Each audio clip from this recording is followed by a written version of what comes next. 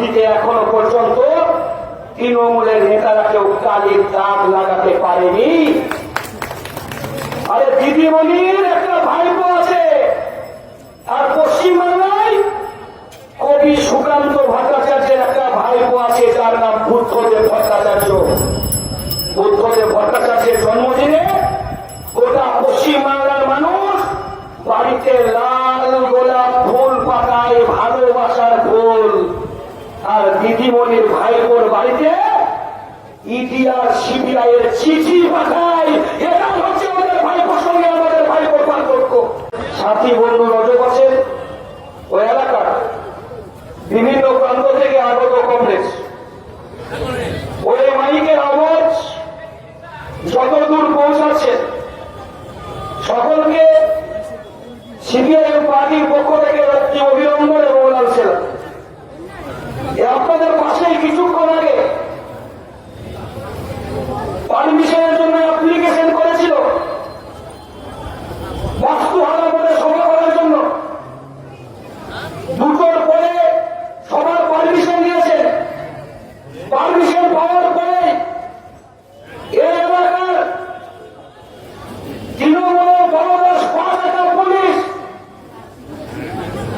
আমাদের সভা চলাকালীন তৃণমূলের মিছিলকে ঢুকিয়ে দিয়ে বিশৃঙ্খলা তৈরি করার চেষ্টা করেছিলেন।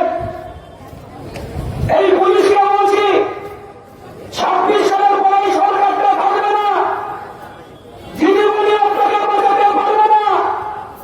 কারণ দিদিমণি তার নিজের দলের ভাইপোকে বাঁচাতে পারবে না, পার্থকে বাঁচাতে পারেনি, জ্যোতিপ্রিয়াকে বাঁচাতে পারেনি, দিদিমণি অনুপ্রিয়াকেও বাঁচাতে পারেনি। তাই এলাকায় তৃণমূলের যারা নেতারা সন্ত্রাস করার চেষ্টা করছেন আর পুলিশের এক অংশ যারা সন্ত্রাস করার চেষ্টা করছেন, মনে রাখবেন 26 সালের পরে সরকার থাকবে না, জনগণ আপনাদের কেন্দ্রিক খুলে নেবে। শুরু হয়েছে মুর্শিদাবাদ জেলায়, ঘাড় ধাক্কা দিয়ে মোহাম্মদ সেলিম ভুলে এজেন্টদেরকে বের করে দিয়েছে। মামার বাড়ি পেয়েছেন। আরে ব্রিটিশ সাম্রাজ্যবাদী শক্তির বিরুদ্ধে যেদিন গোটা পশ্চিমবাংলার মেহনতি মানুষ ঐক্যবদ্ধ হয়েছিল, মাথায় গামছা বেঁধে যেদিন মানুষ রাস্তায় নেমেছিল, ব্রিটিশ সরকারের পুলিশের গুলি ছাই হয়ে গিয়েছিল। শ্রীলঙ্কায় দেখলেন কিভাবে মন্ত্রীদেরকে রাস্তায় ফেলে মারছিল। মনে রাখবেন দিন বেশি দিন নাই, সামনেই 26 সাল। তারপরে জনগণ আপনাদেরকে রাস্তায় ফেলিয়ে মারবে। আর এই পুলিশ প্রশাসনের এক অংশের নামের তালিকা রেখেছি, দায়িত্ব নিচ্ছে, আপনাদের এলাকায় কথা দিচ্ছে, এদেরকে হাইকোর্টে বিছানো করা করাবো। কত বড় অফিসার আর কত বড় পুলিশের নেতারা এদেরকে দেখবো। প্রকাশ্যে বলছি, লড়াই হবে। পশ্চিমবাংলার মেহনতি খেটে খাওয়া মানুষ রাস্তায় লড়াই করবে, আর আমাদের আইনজীবীরা হাইকোর্টের ভিতরে লড়াই করবে। লড়াই হবে, কেউ আটকাতে পারবে না। আরে তৃণমূলের নেতারা আপনাদের এলাকায় বুদ্ধদেব ভট্টাচার্য জ্যোতি বসুর পোস্টার লাগাচ্ছেন, পোস্টার রক্তের দাগ লাগাচ্ছেন। চোরের মায়ের বড় গলা। আরে পশ্চিমবাংলায় দিদিমণির একটা ভাইপো আছে, হরিশ্চন্দ্র ডিস্ট্রিক্টে 35টি প্লট দখল করেছে। জনগণের প্লট, বড় বড় বাড়ি তৈরি করেছেন, বাড়িতে স্কেলেটর চলন্ত সিঁড়ি লাগিয়েছেন। এই সমস্ত বাড়ির দখল করিয়ে দেব। তৃণমূলের বাপের ক্ষমতা নেই ওই জনগণের 35টি প্লটের বাড়িকে আটকে রাখবে। কত বড় তৃণমূল মস্তান আছে দেখা হবে। জনগণের পয়সায় ভুটানি। আরে পশ্চিমবাংলায় বুদ্ধদেব ভট্টাচার্যকে চোর বলছেন, যে বুদ্ধদেব ভট্টাচার্য 2011 বিধানসভা নির্বাচনের পরে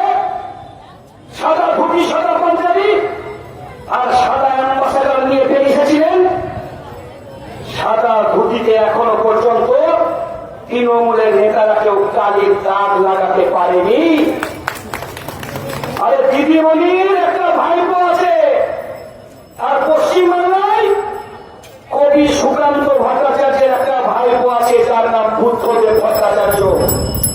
বুদ্ধদেব ভট্টাচার্যের জন্মদিনে গোটা পশ্চিমবাংলার মানুষ বাড়িতে লাল গোলাপ ফুল পাতায়, ভালোবাসার ফুল।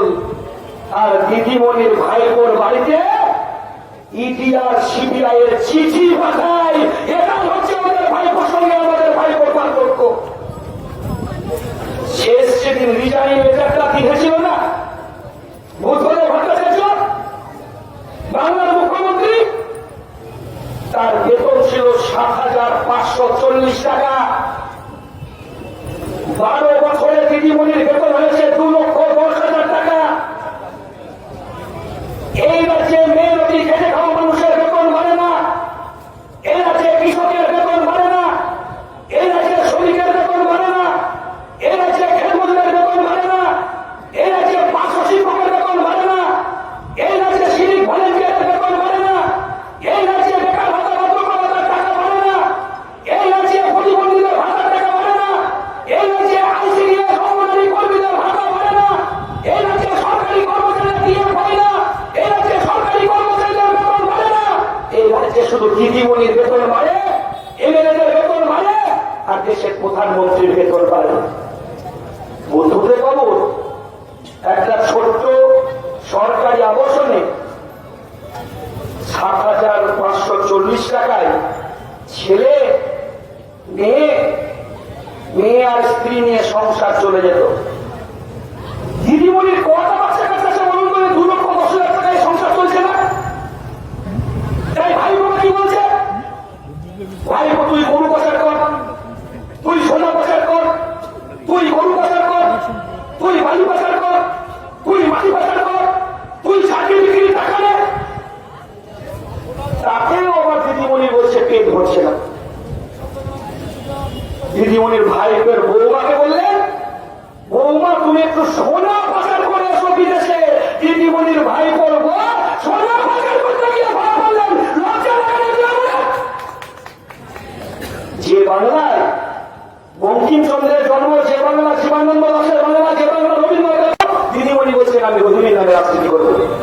দেশের প্রধানমন্ত্রী বলছেন আমি লক্ষণ নামে রাজনীতি করবো। মুখ্যমন্ত্রী বলছেন আমি কেয়ামুনের নামে রাজনীতি করবো।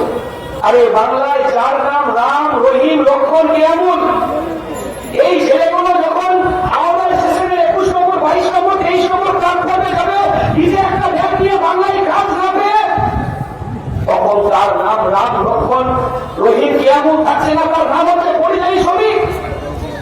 আর ছেলেগুলোর লাশ কাটা ঘর থেকে বেরিয়ে আসছে, কেউ ছাদ থেকে পড়ে মারা যাচ্ছে, কেউ বা মারা যাচ্ছে ট্রেন থেকে পড়ে। এদের জীবনের কোন নিরাপত্তা নাই।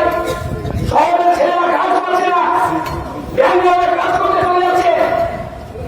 শুধু এরাই তো পরিযায়ী শ্রমিক নয়, যারা মাথায় করে একটু মাটি, একটু পাথর কুয়া, এরা নয়, যারা মগজটাকে খরচ করে ব্যাঙ্গালোরে কম্পিউটারের সঙ্গে ইঞ্জিনিয়ারের কাজ করছেন, তারাও তো শ্রমিক। তাদের মজুরি কোথায়? কেন পশ্চিমবঙ্গ সরকার কাজ দিতে পারছে না? কারণ গ্রামীণ অর্থনীতি আজকে ভেঙে গিয়েছে। গ্রামীণ অর্থনীতি ভেঙে যাওয়ার পরে শহরের অর্থনীতি ভেঙেছে। জ্যোতি বসু ৭৭ সালে বামপন সরকার আসার পরে প্রথম চিন্তা ভাবনা কি নিয়েছিল, যে গ্রামীণ অর্থনীতি উন্নতি করো, গ্রামের মানুষের হাতে পয়সা দাও, আর গ্রামের মানুষের হাতে পয়সা এলে গ্রামে বাজার তৈরি হবে। আর গ্রামে যখন বাজার তৈরি হবে, তখন সেই বাজারের মাল কেনার জন্য মানুষ শহরে আসবে, শহরে আরো বড় বাজার তৈরি হবে। আর শহরে যখন বড় বাজার তৈরি হবে, শহরের মানুষের হাতে পয়সা আসবে। আর সেই শহরের বাজারে মালের ক্রাইসিস মেটানোর জন্য কারখানা তৈরি হবে। আর সেই কারখানায় গোটা বাংলার বেকাররা কাজ